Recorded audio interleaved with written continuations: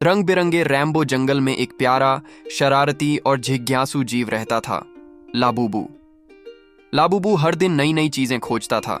एक सुबह जब सूरज की किरणें पेड़ों पर सुनहरी चमक फैला रही थीं, लाबूबू को एक अजीब सी आवाज सुनाई दी। टिंग टिंग टिंग। लाबूबू ने आवाज का पीछा करते करते झाड़ियों के पीछे एक पुराना लकड़ी का दरवाजा देखा। वह दरवाजा आधा मिट्टी में ढंसा था और उस पर चांदी का छोटा सा चिन्ह बना था।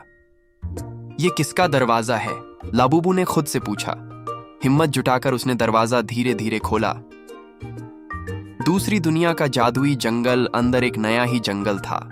चमकते पेड़, हवा में तैरते जुगनू और रंग बिरंगे बादल। यहाँ के पेड़ बात कर सकते थे और पानी हल्की सी धुन बजा रहा था। लाबूबू खुशी से उछल पड़ा।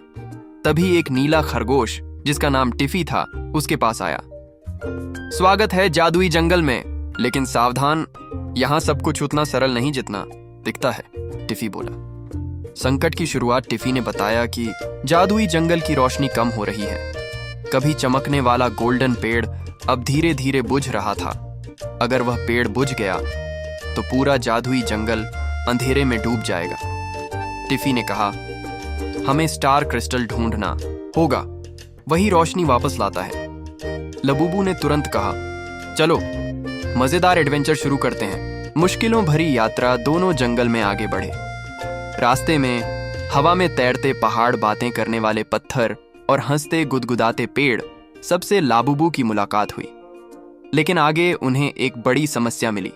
एक शैडो फॉक्स, परछाई लोमड़ी, ने स्टार क्रिस्टल छुपा लिया था।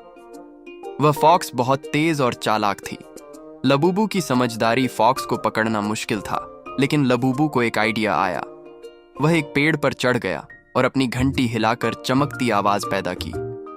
फॉक्स उस आवाज से कंफ्यूज्ड हो गई और उसका ध्यान हटते ही टिफी ने क्रिस्टल उठा लिया। फॉक्स गुस्से में दौड़ी, पर लाबूबू ने उसे मुस्कुराकर कहा, हम तुम्हारा कुछ नहीं लेंगे, यह सिर्फ जंगल की भलाई के लिए है। फॉक्स शांत हो गई और पीछे हट गई। रोशनी की वापसी। लाबूबू और टिफी गोल्डन पेड़ के पास पहुंचे।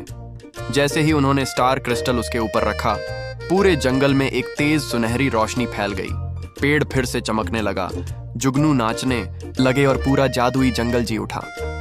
अंत में टिफी ने कहा, लाबूबू, आज तुमने हमारे जंगल को बचाया है। तुम जब चाहे यहां आ सकते हो।